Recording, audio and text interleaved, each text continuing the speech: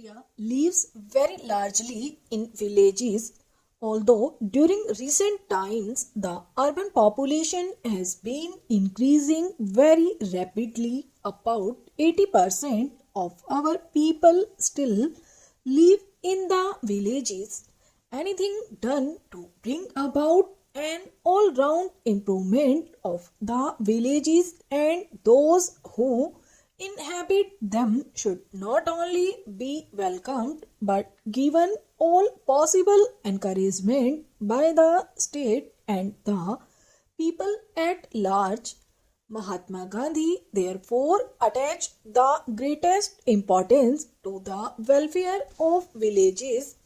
It is a happy idea to inaugurate the community development program on his birthday. The terms community development and community project may be new, but the concept is very old. Basically, this concept means many-sided development of villages as distinguished from development relating to particular aspects.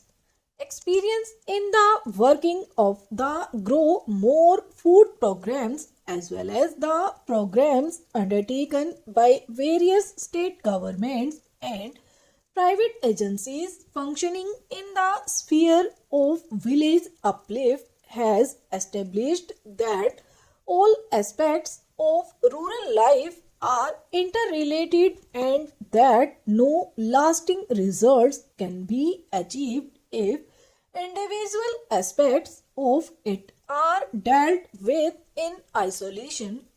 This does not mean that particular problems should not be given prominence, but the plans for them should form part of and be integrated with those for achieving the wider aims.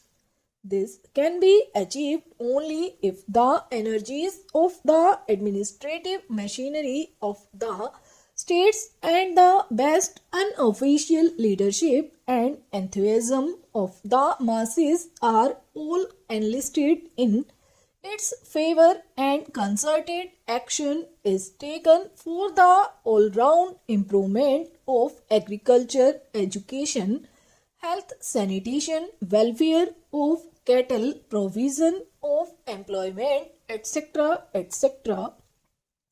Under the inspiration given by Gandhiji, a large amount of selfless work has been done by his followers in various parts of the country, and other organizations and individuals have also done considerable work in that direction. The resources, however, both in money and technical personnel available to these have been limited, and the progress consequently has not been as rapid or extensive as one would have wished. The Indo-United States Technical Cooperation Agreement of January 1952 has, I am happy to say, opened up new possibilities of advance along these lines.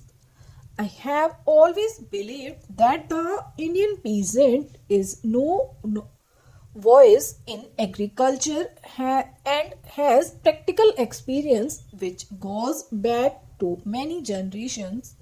The Bihar peasant has taken to the cultivation of new varieties of sugarcane. The most serious problem facing the country today is the one relating to insufficient production of food in the country. Even before the last Great War, India had been importing about 2 million tons of rice every year from Burma.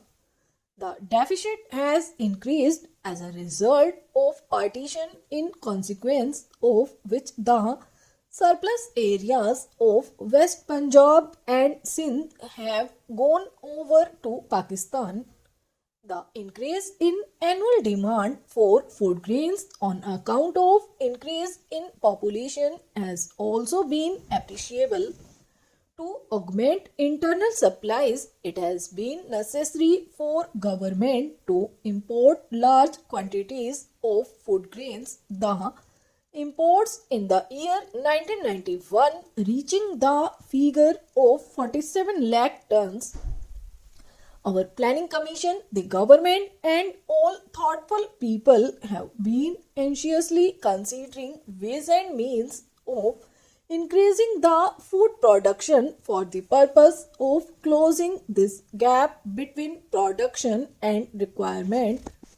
The big river valley projects, some of which are already taken in hand and others which are under contemplation, will take time to be completed and are not expected to yield immediate results.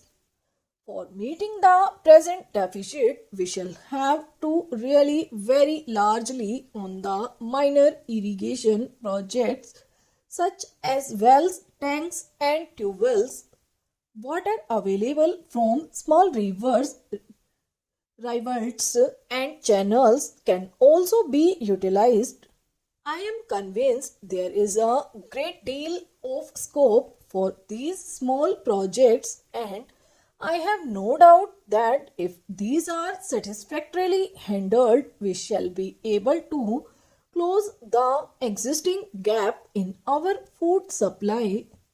I am therefore happy to notice that in a community project area covering approximately 300 villages and 1,50,000 acres of cultivable land, nearly a third of the expenditure will be on minor irrigation works. If these are carried out through cooperative societies and the people living in these areas contribute in labor, which absorbs nearly 80 to 90% of the expenditure on these small irrigation projects, the amount made available for this purpose will be very much more than would otherwise be the case.